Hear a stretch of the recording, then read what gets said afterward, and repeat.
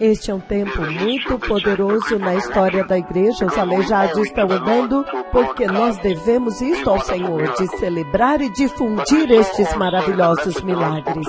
Mas nós vimos também na mensagem que o Senhor falou hoje, começando com a mensagem que o Senhor falou na quarta-feira, quando o Senhor disse que este arrebatamento da igreja, agora nós estamos lidando com o arrebatamento da igreja, que é um evento muito, muito importante, o evento mais importante no calendário do Deus Todo-Poderoso, e nós vimos muito claramente, povo abençoado, que o Senhor está dizendo que o arrebatamento da igreja, já começando na quarta-feira, que nós vimos, que o Deus Todo-Poderoso está dizendo que o arrebatamento da igreja é tão importante porque Deus está desenrolando o seu calendário profético, a sua linha do tempo profético e calendário. E então nós vamos precisar deste evento que vai desencadear uma série de eventos. Então o arrebatamento é muito central para desenrolar o calendário de Deus, para que o Deus Todo-Poderoso possa abrir um programa para libertar a terra. E então nós vimos muito, muito claramente, povo abençoado, que o arrebatamento da igreja é muito importante, a vinda do Messias para levar a igreja, porque quando a 69ª semana de Daniel se completou, então nós vimos muito claramente que o Senhor Yahweh, Ele parou o relógio. Então agora nós estamos esperando pela 70ª semana se desenrolar e o Senhor Todo-Poderoso também está aguardando a sua 70ª semana para ele se desenrolar. Ele está esperando esta semana para desenrolar, para que nós possamos embarcar na missão para Israel.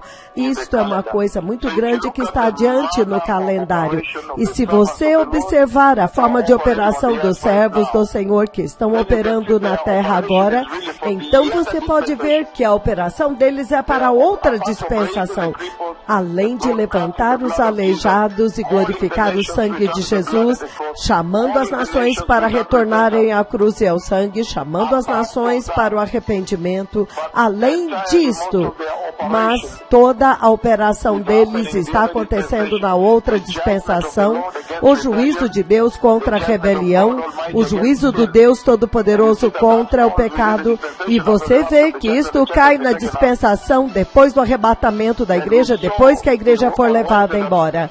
E nós vimos na quarta-feira que quando o arrebatamento acontece, ele traz o final da era da igreja, a era do mistério. O mistério que nós vimos no livro de Daniel, capítulo 9, versículos do 24 ao 27. Este mistério é que a dispensação do arrebatamento traz um fim, o final da era da igreja, para que Deus agora possa dar início à 70ª semana de Daniel. E nós vimos muito claramente que a era da igreja começa no livro de Atos, capítulo 2, em Pentecostes, e vai a todo o caminho até Romanos 11, quando agora 1 Tessalonicenses 4, 15, 16 e 17. Então, nós vimos muito claramente que há uma evacuação que acontece.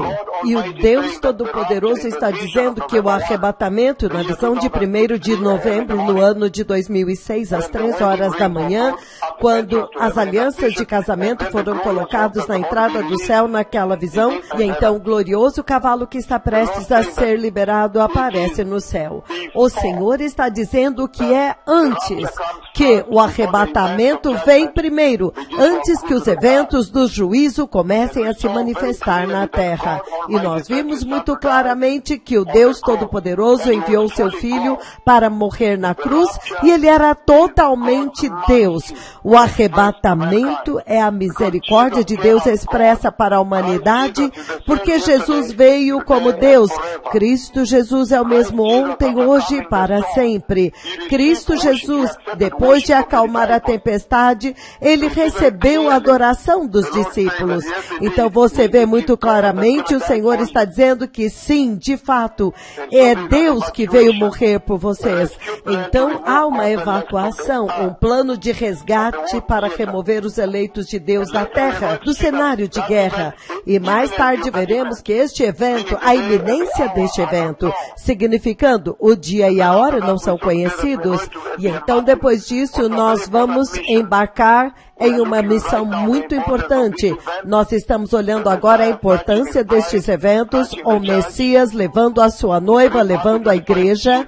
Se você ler Mateus 25, ela é a dama de honra. Então o Senhor está usando uma metáfora como esta para poder enfatizar um ponto muito importante para que vocês possam antecipar este evento.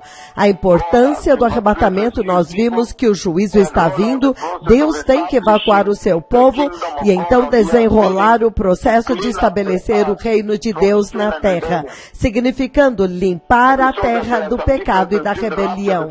E nós vimos que há umas diferenças entre o arrebatamento e a segunda vinda, que nós veremos brevemente, e também o arrebatamento em si.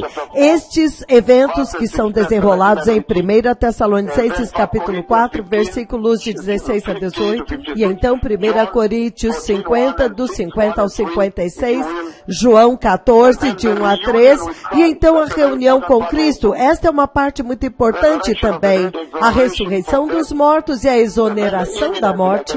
E então a iminência, como eu disse, no mistério do arrebatamento, e como então preparar as vestes de justiça. Estas são algumas das coisas adiante de nós nesta expedição na palavra com o Senhor. Mas nesta noite nós vimos que Deus é santo, muito transcendente, significando Ele a sua supremacia, a superioridade de Deus, a superioridade da santidade de Deus, a supremacia da justiça de Deus, e nós vimos que a tendência do homem ao pecado é o que causa um impedimento para o Deus Todo-Poderoso amar a humanidade. Deus ama a sua criação, mas o pecado tornou-se um impedimento. O pecado é o desafio que sempre impediu a humanidade de receber o amor de Deus. Deus ama a sua criação. Ele quer alcançar a sua criação, apesar de ser o Deus transcendente. Então o Senhor, hoje nós vimos como que Ele lida com o pecado. O Deus Todo-Poderoso é obrigado a lidar com o pecado, e porque Ele é santo, nós lemos em 1 Pedro capítulo 1, de 13 a 15, onde Ele diz, sejam santos, porque eu sou santo. Então Levítico 44, Deus pronunciando a sua santidade. Isaías capítulo 6, versículo 5, e no versículo 3, os anjos superiores de Deus, os serafins, pronunciando a santidade do trono de Deus, a santidade de Deus. Mas o pecado, em Gênesis 3, 22 a 24, trancou o homem para fora da santa presença de Deus. E então nós vimos que Jesus deseja perdoar. Então esta tem sido uma jornada. E então, voltando ao plano original, à sombra da redenção, nós vimos que o arrebatamento é o clímax da missão de Cristo. Que quando o Senhor profetizou a cruz no livro do Gênesis 3:15, Gênesis 22, versículo 13, Gênesis capítulo 3, 21, quando o Senhor profetizou a cruz e o sangue, em Gênesis 14, do 18 a 20, quando Melquisedeque aparece com pão e vinho. O clímax disso, até mesmo o sangue do cordeiro no Egito, o clímax disso é quando Cristo está na cruz. E a emulação, a simulação da redenção na cruz, o ladrão. Ele diz para ele, hoje você estará comigo no paraíso. Nós vimos muito claramente que Deus, sendo santo, Ele trouxe para vocês o Espírito Santo lá atrás, no livro do Gênesis 2:7, quando Ele soprou o seu Espírito dentro do homem, e o homem tornou-se um Espírito vivente. Então o homem agora, ele tem as impressões digitais de Deus, a vida eterna de Deus nele. Não é de se admirar que o valor do homem é tão alto, nada mais na terra, ouro e prata não podem redimi-lo, exceto que o sangue do próprio Deus eterno, Ele mesmo que tem eternidade, a aliança da eternidade com Deus, somente Ele pode estender esta aliança para nós, para que possamos acessar a eternidade com Ele novamente. E nós vimos muito claramente que no Antigo Testamento, Bezalel, Êxodo 31, 33, Bezalel, a emulação do Espírito de Deus vindo perseguindo a humanidade. Jesus levantou-se e disse no grande dia da festa que todo aquele que tem sede venha e beba. Ele estava falando do Espírito Santo que estava vindo para habitar em vocês. Então em Pentecostes se cumpriu. Jesus crucificado também foi profetizado, predito e foi anunciado desde o Antigo Testamento, Gênesis 3:15, Gênesis 3:21, Gênesis 14 do 18 ao 20, Gênesis 22:13, Isaac agora exonerado, a morte substitutiva. Então o carneiro preso pelos chifres no arbusto, Isaías 53. E nós vimos a graça maravilhosa em Lucas 23, o ladrão na cruz, o ladrão repreendendo outro criminoso que agora estava caluniando o Senhor, e ele está dizendo que esta foi a maravilhosa graça porque ele não fez nada, ele estava lá, ele apenas reconheceu o Messias como rei e ele desobedeceu os soldados romanos honrando o Messias. Então nós vimos muito claramente que Jesus o reconheceu, então Jesus o exonerou. Ele olhou para o Messias como santo e ele se arrependeu e gritou por misericórdia ao Senhor: lembra-te de mim.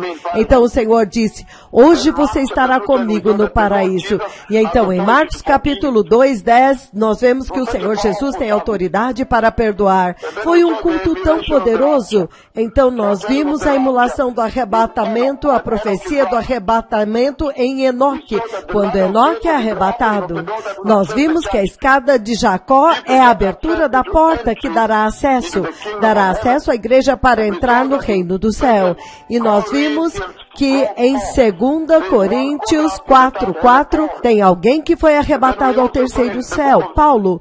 Então nós também vimos no livro de 2 Reis. 2 Reis nós vimos muito claramente também que há um que foi arrebatado. Eu sei de um que foi arrebatado em carruagens de fogo para a glória. E então agora o arrebatamento pré-tribulação, nós vimos que Romanos capítulo 5 versículo 9, ele diz que ele te livrou da ira. Então quanto mais o sangue de Jesus nos salva da ira vindoura. Apocalipse 3:10, Romanos 8:1. Portanto não há mais condenação para aqueles que estão em Cristo Jesus. 1 Tessalonicenses capítulo 5 versículo 9, dizendo que nós não fomos criados para a ira, não para a ira, mas para sermos libertos por Cristo. Um culto muito poderoso nesta noite, povo abençoado. Depois disso nós falamos do assunto do arrebatamento, do tema do arrebatamento. E então entramos em uma jornada para podermos enfatizar as periferias, os elementos-chave que vão te fazer entender melhor o arrebatamento quando embarcarmos neles. Provavelmente amanhã ou quando o Senhor permitir. Mas no processo nós vimos que o Deus Todo-Poderoso está vindo para julgar o mundo rebelde. E esse juízo começa na tribulação, onde nós vimos os gafanhotos de Apocalipse capítulo 9 que picam como escorpião. E então o Senhor está falando em Romanos 8:1. Por quê? Por que te julgar quando você não merece o juízo de Deus se você é santo? Você recebeu Cristo, a não ser que você seja a igreja deste dia presente que retrocedeu. Se você voltou ao pecado, então a não ser que você se arrependa, não é possível te redimir. Mas nós vimos que o juízo de Deus está vindo e Deus precisa resgatar primeiro os seus próprios eleitos. Isto é o que nós vimos em 1 Tessalonicenses 4, do 16 ao 18, em 1 Tessalonicenses 5, do 9 ao 11, Apocalipse 3:10. Tudo isto fala do plano de resgate de Deus. É como se há uma guerra acontecendo e então os homens malvados vêm ao Afeganistão e agora tem uma grande evacuação. O plano de Deus de evacuar o seu povo do cenário de guerra. E nós vimos que Deus tem que intervir diretamente. A razão pela qual o arrebatamento vem é porque Deus quer intervir diretamente neste conflito atual que está acontecendo entre o pecado e a santidade. E Deus está dizendo que o pecado jamais pode vencer. Deus tem que vencer. Então este é um toque de despertar para aqueles que amam o pecado. Você também não vai vencer. Você tem que se unir ao lado vitorioso. O Senhor tem que vencer esta batalha. Veja Apocalipse 20, Apocalipse 21, Apocalipse 22. Ele fala sobre a vitória de Deus. O diabo já terá sido amarrado e lançado no lago de fogo. Então, se você é sábio, o Deus Todo-Poderoso está dizendo hoje, escolha o lado vitorioso, porque o Senhor vai julgar os rebeldes, Ele vai libertar a terra, mas Ele tem que resgatar o seu povo no arrebatamento primeiro, e Ele tem que intervir neste conflito entre o bem e o mal, entre o pecado e a santidade. E Deus tem sempre que vencer. Se você vê como que o livro do Apocalipse termina, é boa esperança, esperança para a igreja, para a geração, para o cristão, que nós vamos vencer, finalmente nós venceremos. E o Senhor diz que Ele vai libertar a terra, vai tirar Satanás da terra, o pecado da terra. É por isso que você vê que o reino de Cristo vem, e o inimigo, no livro do Apocalipse, capítulo 20, do 11 ao 15, o inimigo é amarrado e lançado fora, e então o reino de Deus é estabelecido. E se tivermos tempo, amanhã nós podemos ler o livro de Isaías, capítulo 2, onde agora ele fala a respeito do estabelecimento do reino de Deus. E então, finalmente, nós vimos quem são esses para os quais ele está vindo. Aqueles que estão aguardando por ele, nós vimos em Hebreus, capítulo 9, 28. Aqueles que estão aguardando por ele, aqueles que estão em grande expectativa pela sua vinda. E quando você está aguardando o Messias, quando você está aguardando alguém, há uma forma especial na qual você se prepara. Então, quando você olha para a igreja deste tempo presente, você pode ver que ela não está aguardando o Messias, porque esta expectativa da vinda do Messias teria mudado a vida dela, o comportamento dela, a conduta dela. No livro de Filipenses nós vimos, capítulo 3, versículos 20 a 21, que a nossa cidadania está no céu. Nós não somos deste mundo. Nós também vimos em 1 Coríntios 1:7, 2 Coríntios 7:1, significando conduta santa, reverência a Deus, santificação, aguardando ansiosamente a promessa. E isso deveria transformar as nossas vidas. E nós vimos em Tito 2, do 13, do 11 ao 14, ele diz que nós deveríamos estar aguardando a bendita esperança, a vinda do nosso grande Deus e Salvador Jesus Cristo. E no mesmo lugar ele diz que a graça de Deus que traz salvação para todos os homens veio para nos ensinar a evitar o pecado, nos ensinando a dizer não para a impiedade e nos ensinando a dizer sim para a santidade, para a justiça. Povo abençoado, um culto muito poderoso nesta noite. Nós estamos ansiosos por voltar amanhã e termos comunhão com vocês, povo abençoado, em um tremendo culto conforme o Senhor Todo-Poderoso nos permitir. E eu disse que amanhã vou tentar tocar em alguns itens maiores amanhã. Eu sei que eu já tive o meu tempo no púlpito, mas vocês me concederam o favor de falar com o povo de Deus em um tempo tão crítico e dar para eles um resumo breve, um pequeno resumo daquilo que nós vimos hoje. Que tempo tão maravilhoso na igreja! Que hora tão linda na casa do Senhor, quando a vinda do Messias está sendo anunciada. Esta é uma hora de tanto poder, quando a vinda do Messias está sendo anunciada. É um tempo tão lindo. Então que o Senhor os abençoe, povo abençoado. Muito obrigado. Amém.